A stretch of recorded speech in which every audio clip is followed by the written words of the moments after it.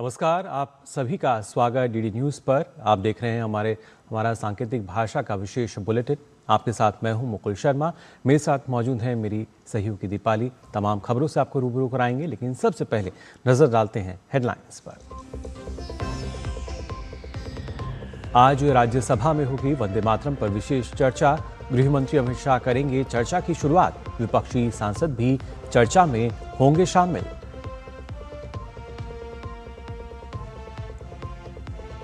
लोकसभा में आज से चुनाव सुधार पर चर्चा। कांग्रेस की ओर से राहुल गांधी समेत कई सदस्य लेंगे हिस्सा। कानून मंत्री अर्जुन राम मेघवाल कल सदन में देंगे जवाब।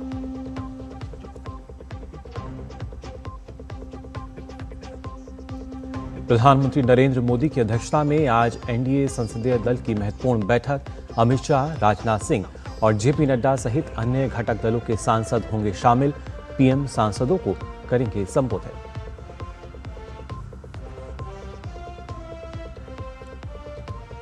रूस यूक्रेन शांति वार्ता पर चर्चा तेज। यूक्रेनी राष्ट्रपति ज़ेलेंस्की ने लंदन में फ्रांस, जर्मनी और ब्रिटेन के नेताओं के साथ की अहम बैठक।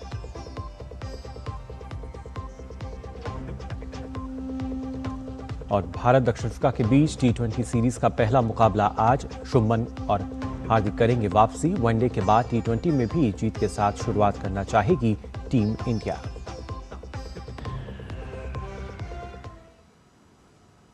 और आइए अब खबरें देखते हैं विस्तार से। आज संसद के शीतकालीन सत्र के दूसरे सप्ताह का दूसरा दिन है। वंदे मातरम के 150 वर्ष पूरे होने के अवसर पर आज राज्यसभा में चर्चा होगी। इससे पहले कल लोकसभा में वंदे मातरम के ऐतिहासिक महत्व को लेकर एक लंबी और गंभीर चर्चा हुई।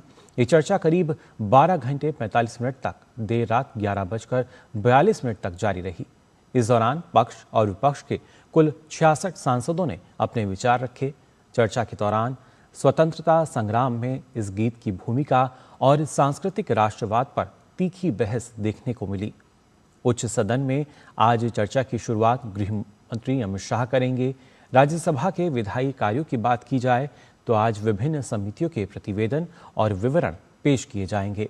साथ ही प्रश्नकाल के दौरान विभिन्न मंत्रालयों से सांसद अहम प्रश्न भी पूछेंगे। लोकसभा में कल वंदे मातरम पर बहस के दौरान प्रधानमंत्री नरेंद्र मोदी के संबोधन के बाद एनडीए और विपक्ष के कई सदस्यों ने अपनी अपनी बात रखी। फिर आखिर में रक्षा मंत्री राजनाथ सिंह ने इस पर जवाब दिया और कहा कि हम लोग वंदे मातरम की गरिमा को पुनर्स्थापित कर रहे हैं, लेकिन कुछ लोग नैरेटिव बनाने की कोशिश कर सकते हैं। वंदे मातरम और जन गण मन के बीच दीवार खड़ी करना चाहते हैं। राजनाथ सिंह ने कहा कि ये विभाजनकारी मानसिकता का परिचायक है। संसद का आज का दिन बेहद महत्वपूर्ण है। एक सदन में वंदे मातरम तो दूसरे सदन में चुनाव सुधार पर चर्चा होगी। लोकसभा की बात करें तो आज चुनाव सुधार पर पक्ष और विपक्ष के बीच यहां बहस देखने को मिलेगी। संसद के मौजूदा सत्र से पहले सर्वदलीय बैठक में ही विपक्ष ने एसआईआर पर चर्चा की मांग की थी। इसके बाद सत्र के पहले दिन से इस पर चर्चा की मांग को लेकर संसद में हंगामा किया, जिसकी वजह से सदन में कामकाज नहीं हो पाया। इसके बाद स्पीकर ओम बिरला ने सरकार और विपक्ष के नेताओं की बैठक ली, जहां 9 दिसंबर को लोकसभा में 10 घंटे चर्चा पर सहमति बनी।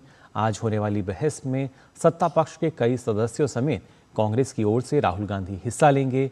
फिर कानून मंत्री अर्जुन राम मेघवाल सदन में इस पर जवाब देंगे। इसके अलावा संसद के दोनों सदन में आज महत्वपूर्ण विषयों पर चर्चा होगी और उससे पहले आज संसद भवन परिसर में एनडीए संसदीय दल की बैठक बुलाई गई है। इसकी अध्यक्षता प्रधानमंत्री नरेंद्र मोदी करेंगे। पीएम एनडीए घटक दलों के सांसदों को संबोधित भी करेंगे।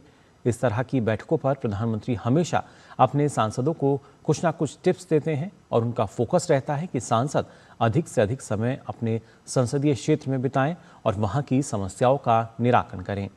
आज भी प्रधानमंत्री कुछ इस तरह की नसीहत या सीख सांसदों को दे सकते हैं। सरकार ने सोमवार को कहा कि वह देश के अलग अलग राज्यों में तीर्थ पर्यटन को बढ़ावा देने के मकसद से प्रसाद योजना को नए सिरे से तैयार कर रही है।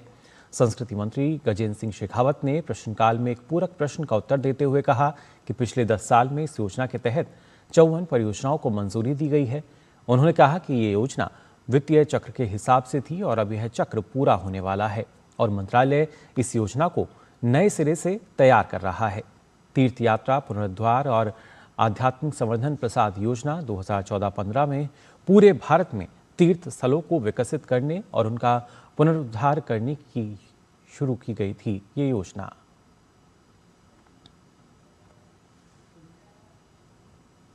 अमेरिकी राष्ट्रपति डोनाल्ड ट्रंप ने मेक्सिको पर जल बंटवारे की संधि का पालन न करने का आरोप लगाया है। उन्होंने चेतावनी दी कि अगर मेक्सिको तय समय पर पानी नहीं छोड़ता तो अमेरिका उस पर 5% अतिरिक्त टैरिफ लगा सकता है। ट्रंप ने ट्रुथ सोशल पर पोस्ट किया कि अमेरिका चाहता है कि मेक्सिको 31 दिसंबर से पहले 2 लाख एकड़ फीट पानी छोड़े। उन्होंने कहा कि मेक्सिको की चुप्पी अमेरिकी किसानों के साथ अन्याय है क्योंकि वे इस जरूरी पानी के हकदार हैं। और चीन और जापान के बीच तनाव एक बार फिर चरम सीमा पर पहुंच गया है। जापानी रक्षा मंत्री शिजोरो कोइजुमी ने चीनी सेना पर अपने विमानों को रडार से लॉक करने का गंभीर आरोप लगाया है। इस घटना के बाद टोक्यो ने कड़ा रुख अपनाते हुए चीनी राजदूत को तलब किया और अपना विरोध दर्ज कराया। हालांकि चीन ने इन आरोपों को सिरे से खारिज करते हुए इसे जापान की चाल बताया। जापान ने स्पष्ट किया कि वह अपने हवाई क्षेत्र और समुद्र में निगरानी को और सख्त करेगा। प्रधानमंत्री साने ताकाइची की ताइवान पर टिप्पणी के बाद से दोनों देशों के रिश्ते लगातार बिगड़ते जा रहे हैं। जापान के उत्तर पूर्वी क्षेत्र में 7.6 तीव्रता का शक्तिशाली भूकंप आया, जिसके कारण सुनामी की चेतावनी जारी की गई है। इसके साथ ही निवासियों को जगह खाली करने के आदेश दिए गए हैं। जापान मौसम विज्ञान एजेंसी ने कहा है कि जापानी समय के अनुसार सोमवार रात 11:15 पर 7.6 की अनुमानित तीव्रता वाले भूकंप के बाद जापान के उत्तर पूर्वी तट पर 3 मीटर ऊंची सुनामी आ सकती है। जेमे ने कहा है कि होक्काइडो, आओमोरी और इवाते प्रांतों के लिए सुनामी की चेतावनी जारी की गई है। इसके अलावा मध्य रात्रि से पहले आओमोरी की मुत्सु ओगावारा और होक्काइडो के ओराकावा बंदरगाहों पर 40 सेंटीमीटर की सुनामी देखी गई थी। एजेंसी ने बताया कि भूकंप का केंद्र आओमोरी प्रांत के तट से 80 किलोमीटर दूर और 50 किलोमीटर की गहराई पर था।